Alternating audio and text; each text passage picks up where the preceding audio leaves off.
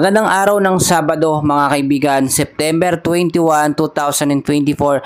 Update ko lamang po kayo sa lagay ng ating panahon. Pero bago po yan, palike and subscribe po muna ako at pahit na rin po ng notification bell para ma-notify ko po kayo sa mga susunod po natin na weather update. So mga kaibigan, ito nga pong si Tropical Depression Igme or Bagyong Igme ay patuloy po nating minomonitor ang pagkilos. As of now, ito po may layong 610 kilometers. Dito po sa may bandang east of northeast of Itbayat, Batanes po siya mga kaibigan. Maintain pa rin po ang hangin niya sa 55 kilometers per hour. Malapit pa rin po sa sentro na may bugso pong pumapalo up to 70 kilometers per hour. Pa northwestward pa rin po ang kilos mga kaibigan sa bilis naman po na 15 kilometers per hour. Ngayon din mga kaibigan, nakataas pa rin po ang storm signal number 1 sa lugar po ng Batanes dahil po yan sa patuloy na paglapit nga po nitong si Bagyong Igme. Inaasahan din mga kaibigan ngayong araw po ng Sabado ay makakaranas po ng malawakang pag-ulan ang ilang lugar po sa Ilocos Region, Batanes, Babuyan Island, Zambales at Bataan. Kasama na rin po dyan ito nga pong paglakas ng hanging habagat.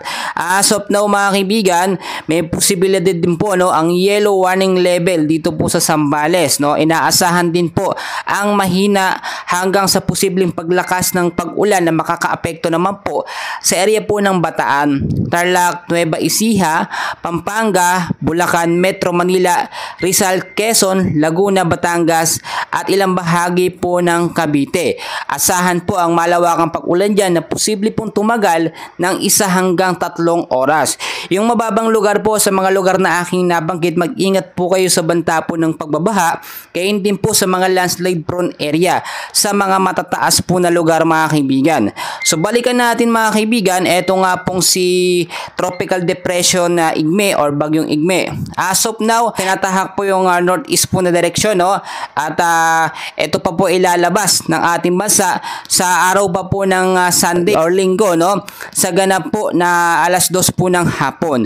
So ilang araw lang naman ito mananatili sa ating bansa, maging handa na lamang po tayo sa mga posibleng malawakang pag-uulan. Matapos nga pong mabuo ang 5 bagyo na magkakasunod po sa ating bansa mga kaibigan, ay inaasahan po etong 5 bagyo po, si Enteng, si Ferdy, si Hiner, si Helen, si Igme, inaasahan po na wala pong mabubuong panibagong posibleng bagyo na kasunod nga po ni Igme. Loob po ng Philippine Area of Responsibility, ito po mga huling linggo po ng Setyembre. At posible din pong tuluyan ng mamaalam ito pong si hanging habagat sa mga susunod po na araw at papalitan naman po ng pag-iral po ng northeast monsoon or wind flow na iiral po mula po sa extreme northern Luzon. Hudyat po yan ng nalalapit po na pagpasok po ng hanging amihan or amihan season sa ating bansa. So maging ready at maging handa na lamang tayo mga kaibigan.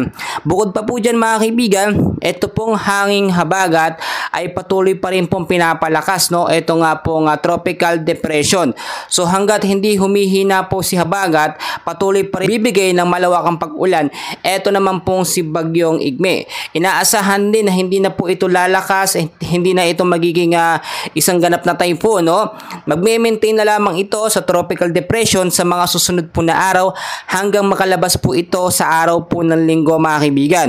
Pero bago yan mga kaibigan, tulad na aking sinasabi, sa ilang bahagi po ng Metro Manila, Luzon, Visayas at Mindanao at yung mga lugar po na aking hindi nabanggit, apektado pa rin po yan ng monsoon rains o yung pabugso-bugso pong pag-ulan dahil pa rin po yan sa banta po ng hanging habagat. Ang ilang lugar naman po ng Visayas at Mindanao, sa mga lugar po dyan na aking hindi nabanggit ay patuloy din maapektuhan ng localized thunderstorms. So asahan po ang maulap na panahon sa hapon at sa gabi naman po moderate to late po or mahina hanggang sa malakas na pag-ulan ang ating posible po yung aasahan. So mga kaibigan, bibigyan ko lamang kayo ng tips at dahil nga po meron tayong bagyo pa rin sa loob ng ating bansa, para makaiwas po tayo sa kalamidad or mga sakon na mga kaibigan, unang-una manatili po tayong informed sa lagay po ng ating panahon. Lagi po tayong mag-check ng mga update, lalong-lalo na po yung direksyon or yung mga nakataas po na signal number 1 sa mga lugar natin yung mga heavy rainfall alert. kailangan po natin yung malaman. Pangalawa, secure po natin ang ating mga ari-arian, mga kagamitan in case man po magkaroon ng biglaang pagbabaha, nakasecure po ang ating mga gamit. Pangatlo, mag-imbak po tayo ng supply ng pagkain para hindi na po tayo labas na labas in case man po humagupit ang anumang klaseng bagyo na papasok sa ating bansa. Pang-apat po, lumikas tayo or mag-evacuate kung kinakailangan sa mga lugar po na safe at hindi po binabaha, especially yung mga nakatira po sa may bandang malapit po sa mga ilog. So magkaroon din po tayo ng communication plan. Pang-5 po yan at pang-6 po huling-huli, manatili po sa loob ng bahay kung hindi naman po kailangan lumabas. Tulad na aking sinasabi, lagi po kayong maging handa, especially sa hapon at sa gabi. At kung kayo lalabas na inyong mga bahay, magdala po ng payong, jacket, kapote, panlaban po yan sa mga biglaang buhos po ng pag-ulan. So mga kaibigan, ipanalangin na lamang po natin na ito nga pong si Bagyong Igme ay bumilis yung paglabas sa ating bansa. Ito'y mananalansa pa ngayong araw po ng Sabado. Pero pagdating naman po ng Linggo ng hapon, ito'y lalabas na ng ating bansa. So wag na po tayong mag-alala. Patuloy ko po kayong i-update mga kaibigan. And please huwag mong kalimutan i-like at i-subscribe ang ating YouTube channel for more weather updates. Maraming salamat po.